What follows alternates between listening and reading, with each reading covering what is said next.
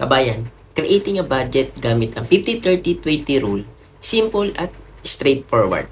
For your needs, maglaan tayo ng 50%, mag-allocate ng 50% of your income to essential expenses like ng rent, mortgage, utilities, groceries, insurance, and transportation. Be realistic about what truly needs. Yun, para sa mga gusto naman natin o yung wants, maglaan tayo ng 30%, no? Mag-reserve tayo ng 30% for discretionary spending. Ito yung mga dining out, entertainment, hobbies, and non-essential na pagbilang o yung mga gastos. No? Remember, what once enhance our lifestyle but are not critical. And ito, we need to prioritize savings and debt. No? Repayment for 20%.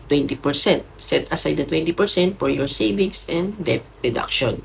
Kung meron tayong pinagkakutangan, no? So, contribute for retirement accounts or pay down payment for the high interest debt. Bigyang prioridad ang pag-iipon, pagbabayad ng utang, no?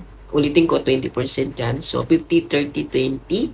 Itabi ang 20% para sa pag-iipon at pagbabawas ng utang. And kailangan natin mag-build ng emergency fund at para mag-contribute sa retirement accounts natin.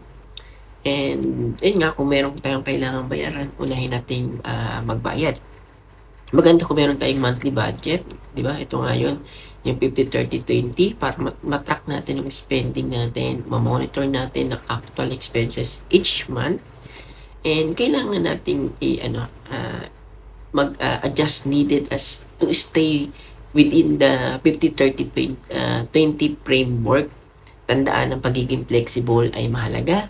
Mag-adapt tayo sa rule to fit your unique situation. So, yun lang mga kabayan, no? Sana makatulong tong 50-30-20 sa ating savings journey.